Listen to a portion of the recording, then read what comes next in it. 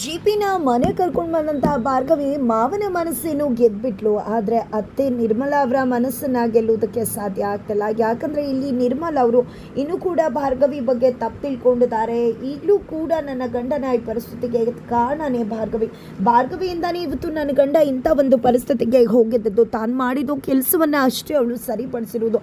ಅದಕ್ಕೆ ಬಿಟ್ಟು ಅವಳು ಅಂತ ದೊಡ್ಡದಾಗೇನು ಮಾಡಿಲ್ಲ ಅಂತಲೇ ಹೇಳ್ತಿದ್ದಾರೆ.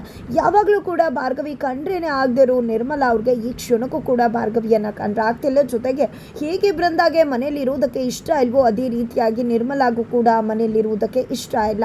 ಇಲ್ಲಿ ಹೇಗಾದ್ರೂ ಮಾಡಿ ಈ ಮನೆಯಿಂದ ಹೋಗಬೇಕು ಅಂತ ಹೇಳಿ ಪ್ಲಾನ್ ಮಾಡ್ತಿದ್ದಾರೆ ನಿರ್ಮಲಾ. ಈ ಕಡೆ ಭಾರ್ಗವಿನೇ ಇದೆಲ್ಲವನ್ನು ಕೂಡ ಮಾಡಲೇಬೇಕು ಅಂತ ಹೇಳಿ ಹಠವನ್ನ ಕೂಡ ಮಾಡ್ತಿದ್ದಾರೆ. ಇತ್ತ ಕಡೆ JP ಪಾಟೀಲ್ ಅವ್ರಿಗೆ ನಿರ್ಮಲಾ ಕ್ಯಾರೆಕ್ಟರ್ ಇಷ್ಟ ಆಗ್ತಿಲ್ಲ. ಯಾಕೆ ನನ್ನನ್ನು ಕಾಪಾಡಿ ಬಂದದ್ದ ಹುಡುಗಿ ಬಗ್ಗೆ ಈ ರೀತಿ ಮಾತಾಡೋದು ಎಷ್ಟು ಸರಿ ಅಂತ ಹೇಳಿ.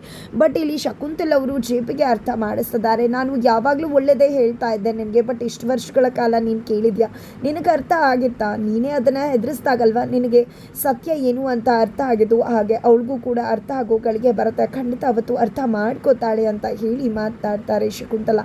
ಇತ್ತ ಕಡೆ ಭಾರ್ಗವಿ ಮನಸ್ಸಲ್ಲಿ ಇರೋದು ಜಸ್ಟ್ JP ಅವರ ಒಂದು ಮನೆಯನ್ನು ಮತ್ತೆ ವಾಪಸ್ ಮರಳಿ ಕೊಡಿಸ್ಬೇಕು ಅಂತ ಹೇಳಿ.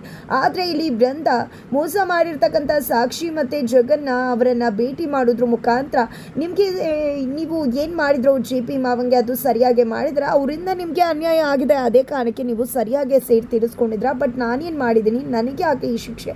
ದಯವಿಟ್ಟು ಒಂದು ಸೈಟು ಮನೇನ ಕೊಟ್ಟರೆ ನಾವು ಸೆಟಲ್ ಆಗಿಬಿಟ್ಟು ಅಂತ ಹೇಳಿ ಬೃಂದ ಕೇಳ್ಕೊಂಡಾಗ ನೀನು ಮತ್ತೆ ಚರಣ್ ಬಂದ್ಬಿಡಿ, ನಮ್ಮ ಮನೆ ಮುಂದೆ ಗೇಟ್ ಹತ್ರ ಖಾಲಿ ಇದೆ ಜಾಗ, ಛತ್ರಿ ಕೊಡ್ತೀವಿ ಕೊಡ್ಕೊಳ್ಳಿ ಅಂತ ಹೇಳಿ ಅವಮಾನ ಮಾಡ್ತಾರೆ.